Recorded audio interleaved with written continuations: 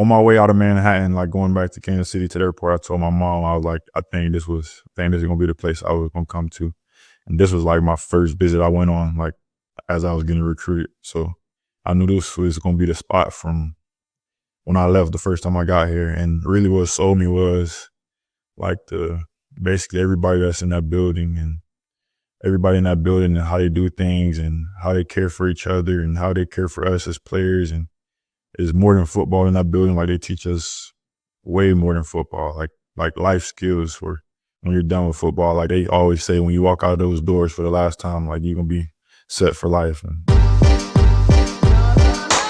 thanks for listening to KC Sports Network, proudly presented by Emprise Bank. If you're thinking about starting a business or know someone who is, check out Emprise Bank's SBA loans. It's always good to know your options, and they can be your partner in possible. Hello and welcome to another 3 Mile Player Wildcat Weekly Player Spotlight. I am your host, Cole Manbeck, and I am joined today by K-State freshman running back Joe Jackson, as we're here to bring you the season finale of the Wildcat Weekly Player Spotlight for the 2024 season, as K-State gets set to play Rutgers in the Rate Bowl in Phoenix on December 26th. As always, got to remind you about our partners over at Riverbank Brewing in Council Grove that's partnered with Wildcat NIL to bring you this show each week. Get on out to Riverbank Brewing in Council Grove, just 35 minutes from Manhattan, a terrific historic building with a ton of charm. And right now it's a perfect time to get on out there because there's a ton of decorations in. You've seen Christmas pop-up bars. It's like a Christmas pop-up bar light. They have tons of decorations in there. It's very festive. And you're going to want to get in there for the K-State Bowl game. They'll have the Cats on. They'll be open for the Rate Bowl on December 26th. So go watch it on one of their mini TVs and enjoy some craft beers and craft-made cocktails made with Lewisburg apple cider. Get on out to Riverbank Brewing. They also have beer to go. So if you're looking for something for a holiday party or a New Year's Eve party, go pick up some beer to go from Riverbank Brewing and bring it to your party or pick it up for some friends who enjoy their craft beers. New Year's Eve party, $75 ticket will bring you food and drinks. So all the drinks and meal included with that $75 ticket. So go check out Riverbank Brewing. They're going to have a big New Year's Eve bash there from 7 p.m. to 1 a.m. on New Year's Eve. Go support Riverbank Brewing. Go to riverbankbrewing.com for more information. Open Wednesday through Saturday. Go check them out. Awesome, awesome place. Well, Joe, I appreciate you doing this with us. This segment's also brought to you by Wildcat NIL. How's the body feeling after a few weeks off now? feeling pretty good. We done had not really a few weeks. We've still been practicing, like in pre-bowl prep and stuff, but not much. So yeah, pretty good. I don't want to bury the lead here. It was actually just about an hour ago that Coach Kleiman said that you guys are going to be rocking some white helmets and white pants for the Rate Bowl. The K-State football account also pushed out the video on social media. What's kind of your reaction to the white helmets, white pants, and maybe your teammates' reaction? Excited. We got told. I think he told us this earlier in the week. I can't remember what day it was, but we got informed earlier in the weekend. We all was really excited for it because we've been like asking for it, wear the white for a long time, even some last year, and now we get to finally do it. So we was all excited. Is there a dream uniform combo that you have, Joe? Like when you look at K-State's color, we've got the lavender, right, for basketball, used largely for basketball. Some people would like to see it incorporated with football. Like, what are your thoughts on that? And do you have like an ideal uniform combo that you'd love to see K-State trot out? I wouldn't say like an ideal, but like something to do with lavender for sure. Maybe like I like black uniforms. Like, I ain't never had a black uniform, but I think some like Serb can come up with something for sure, with like a black, white, maybe black, silver, and lavender for sure. I think that'd be hard. Yeah. Awesome. Well, look forward to seeing the uniforms out there. Hey, this year, Joe, your redshirt freshman season, 32 carries, 177 yards, came on, had some more snaps as the season went on here down the stretch. DJ Giddens, obviously entering the NFL draft, not going to play in the bowl game, which means a far bigger role for you. And before we maybe get into that and your role in the bowl game and moving forward to the 2025 season, I'm curious, like, what have you learned from DJ Giddens in your 2 years with him and just watching him and being around him? Man, it's like unexplainable for us. So much, like so much. Like I try to pick his brain like literally every single day. So I was happy I got to spend 2 years with somebody like that and just pick their brain and learn from them, ask them different questions, like no matter what it is. Sometimes it don't have nothing to do with football. Like I've asked them questions before about like how you eat, like what you eat, like to feel good and stuff. So I've learned so much from him, and I appreciate him for being here and teaching me different things. But I learned a lot from him. How excited are you though to have that added responsibility and probably going to have a larger workload here in the bowl game, listed as a starting running back on the depth chart? Like, what are you most looking forward to in the bowl game? Really, just another opportunity for real. Like playing football, that's the best thing to do in my opinion. So getting another opportunity with all my brothers and getting to have a bowl game in Arizona, somewhere I've never been, and playing against a big team, Big Ten school, a team that's really good. And so having an opportunity to go do that, that's what I'm most excited for. What have these you mentioned you guys have been working, obviously. Season ended about 3 weeks ago. Like, what have the practices been like over the last couple of weeks for you guys, and maybe you individually? What have you been working on the most? We've been practicing a lot. Like we've been putting some Rutgers stuff in here and there, practicing pretty good practices and stuff. And then the practices, we have a lot of developmental time during practice for like the young guys and getting them up, amped up to go and stuff. And just a lot of preparation for the young guys and stuff. And we've added some Rutgers stuff in here and there and getting a head start on the Rutgers stuff. Where have you maybe grown the most or improved the most in your 2 years so far at K-State? I would say it had to be like the understanding of the game for real. I would say that's probably the biggest thing, like understanding the game more and growing more knowledge in the brain with just like college football and stuff. What's a focal point maybe for you as you look ahead in another area of your game, or maybe it's what you just hit on, but a focal point to really focus on improving on as you head in not only to the bowl game, but in the 2025 season, Joe, where you're going to be one of K-State's go-tos in the backfield, obviously, and then looking ahead to the rest of your career in Kansas State?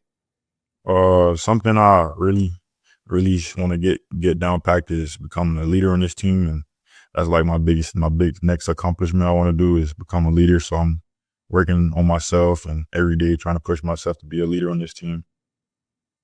Now you're from Haines City, Florida, right? Yes, sir. That's about 40 miles south of Orlando. Is that correct? Or how? Get my geography right, Joe. It's not. I don't know the exact knowledge, but it's not. I'll say like it all depends what part you're in. But okay, about 25, 30 minutes, maybe 35 minutes, somewhere in there. Well, tell me about growing up in Haines, Florida. Tell me about your family, your upbringing. I'm curious to hear all about it. Really, just my mom, dad, and sister. I got just one sibling, so it's just us four. And then growing up, I had really all my family right there. Like most of my dad's family is right there in the area. So, and then my mom's family maybe another 10, 15 minutes out. So I grew up close to all my family. Growing up playing football my whole life, really, that's all I knew. But I played other sports like basketball, football, track, and baseball. I even played baseball for a little while. So growing up there, what you was gonna say? Oh, no, go ahead. Growing up there was really just playing sports for real. That's all it was, just playing sports. What's the adjustment been like now that you've been in Manhattan, Kansas for a couple of years? You've been in the Midwest, coming from Florida to being so far away from home. What's that experience been like for you? I'll say probably nothing like extraordinary. Probably only really like the weather when it gets a little cold.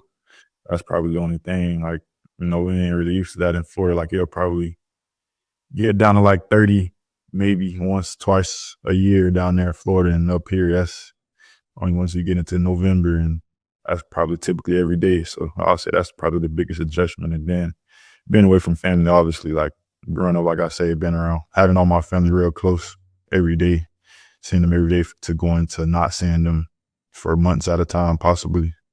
So those probably two adjustments I've had to make. I imagine the Pop-Tarts Bowl was a pretty cool experience for you to go back to Florida near home and see a lot of your family around the holidays. Yeah, that was good. I had a lot of family come, so that was real good. Joe, coming out of high school, as we circle back there, you were a big-time recruited running back. You had more than a dozen Power 4, Power 5 offers at the time. What sold you on K-State? Take us through the recruitment process. I would say I know you can go back. I know that first 247 Sports got called me after my first visit to Kansas State back in, I think that was in March when I came in the spring. That was my first visit. I'm on my way out of Manhattan, like going back to Kansas City to the airport. I told my mom, I was like, I think this is gonna be the place I was gonna come to. And this was like my first visit I went on, like as I was getting recruited. So I knew this was gonna be the spot from when I left the first time I got here. And really what sold me was like basically everybody that's in that building and everybody in that building and how they do things and how they care for each other and how they care for us as players. And it's more than football in that building. Like they teach us way more than football, like life skills for when you're done with football. Like they always say, when you walk out of those doors for the last time, like you're going to be set for life. And they actually truly mean that, and they care for you. And really the town of Manhattan, like a great, great town, nothing in my eyes, nothing that's wrong with it. And just a good college town. The people, the fans, that sold me too. The fans, I'll say it was the fans, the town, and everybody in the Veneer facility. Did you visit for a game before you committed, or at some point before you officially arrived, at least? Yeah, I came to the Oklahoma State game after I committed. Was that the 48-0 game? Well, I mean, the fans rushed the field. I mean, that was a pretty cool moment. I mean, what was your reaction to being there for that day? That was, man, I don't know if I could have picked any other game to come to. That was probably had to be the best one. It's like you say, the fans rushing the field, and that was my first time rushing. I've been to a few college games other than that. Like, been to a few college games like early in high school, middle school, but actually been somewhere where I probably know I'm coming to and seeing the atmosphere, the live game atmosphere, and then the 48-0 win and the fans storming the field. That was amazing. That was amazing. And my family loved it. Yeah, I bet. I loved it that day too. I was there with the family as well. Did you have a childhood school that you grew up maybe dreaming of going to, or that you grew up watching? Florida State. Yeah. Yeah, Florida State was my school. Did they recruit you at all coming out of high school? A little bit, not much, but a little bit. Yeah. Well, what do you know about Rutgers, Joe, as you look ahead to the Rate Bowl on December 26th? I know you talked about that you guys have been doing some Rutgers prep here and there during practices. What maybe stands out when you look at that defense that you're going to be going up against in a few days? Oh, really just, it's basically like it's more not really too much of a difference defense we had seen all year, like a basic 4-down team. How they do things is pretty much some of the same stuff we've seen all year. So nothing really too much big of a difference in things. So just, we've been preparing for it, so we'll be ready. As we look ahead, Joe, to the next few weeks and the portal haul and everything that goes on, like, you guys have done a pretty good job of retaining a lot of the pieces in Kansas State. You guys have done a really nice job. You see so many guys hitting the portal across college football, but you guys have a lot of talent that is coming back for next year. Like, as you look ahead, because this is the last time you and I are going to get to talk before the 2025 season in all likelihood, like, what excites you about the prospects of the 2025 K-State football team? Knowing you're going to still land some guys in the portal, I know, but like, what excites you about looking ahead for this offense and the football team overall next season?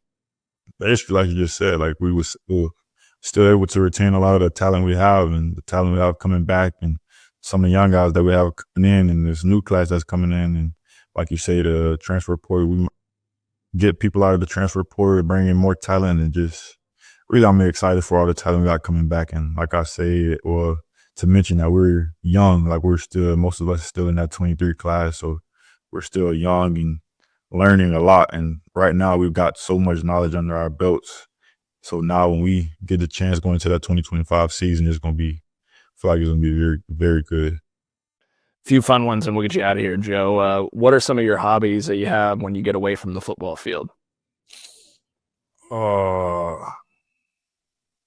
I'm more of a type of guy that likes to just really stay at home a lot and chill, watch Netflix and stuff, do whatever, stay at home a lot. But something I'll do even if I'm doing something, it's probably fishing for sure. Fishing. All right. So I guess that kind of leads into my next question. I mean, have you ever went fishing with DJ? You know, it's a big into fishing. Has he ever taken you? Yeah, we went fishing a couple times. What was the prized catch? Did you outfish DJ? Who won the competition, or who maybe got the biggest one? It was about it was about the same. It was about the same. Like, you know, I don't think we got like caught like no big on that day. No big one that day. I don't think we ain't never go catfish fishing. I'm not really too big on catfish fishing, but it was about the couple times we went, it was good. Like, it wasn't really we ain't really outdo each other. I don't know. He might have got a couple more than me. I can't remember. What fish do you prefer to get near you? Bass fisherman, crappie? What do you go for? Yeah, up here, I know during cropper season when it came out, we was real big on those. Call them, but going to like smallmouth bass and stuff, catching some of those, and I ain't really too big on catfish fishing, but that's what we had went for and stuff. Well, the thing about catfish, something like I always have them, they swallow my hook a lot of times, you know, and then I have to end up really working hard to get that out. And so, yeah, it's, we fish quite a bit as well. So yeah, I don't like sitting there and just waiting on the cork to go down the sun, waiting for the pole to bend, like sitting there waiting. Well, speaking of DJ, what's the most words that DJ's spoken around you in one setting before? Like, is he as quiet as he puts on, or like when you are out there one-on-one fishing with him, is DJ a lot more vocal? You talk to him. I'll say you talk to him, ask him questions. He'll talk to you, but he that's not like a fake that he puts on and stuff. That's who he is. He a real quiet guy about his business, do what you got to do, get it done. But he's not like putting on no fake, and that's just who he is, just a quiet guy. But if you talk to him, he'll talk to you. I was gonna ask you this earlier, and obviously we've seen you carry the ball some, Joe, and catch the ball as well. But I am curious for your thoughts. Like, how would you describe your running style or playing style to somebody who hasn't seen you before? I always said it, like Debo, he's a receiver, but you know he plays running back too, and like Le'Veon Bell, like running wise, but having like the versatility like Debo Samuel, I'll say. Yeah. Well, I felt for you, Joe, as we wrap this up. I felt for you that you had a couple touchdowns taken off the board this year. I'm sure that's a sensitive subject. When the Tulane game, I know you had the touchdown catch that was taken back, doing an illegal man downfield. And then, look, I had you in the end zone at West Virginia. So I was gutted for you that they didn't rule it live on the field for a touchdown, and then I was wondering with the game out of hand if they'd even review it. But disappointed that happened. But glad you got a touchdown against Arizona State, and we are looking forward to a lot more touchdowns from you in a Wildcat uniform. Not only starting with December 26th with Rutgers in the Guaranteed Rate Bowl, but then also in the 2025 season and moving forward. Thrilled to have you at K-State, Joe. And thrilled to have our partners over at Riverbank Brewing in Council Grove and Wildcat NIL to be along with us. Go support Wildcat NIL, who supports guys like Joe Jackson, who has an extremely bright future at K-State. For Joe and Nick Springer behind the scenes producing the show, I'm Cole Manbeck signing off on another episode of our Wildcat Weekly Player Spotlight.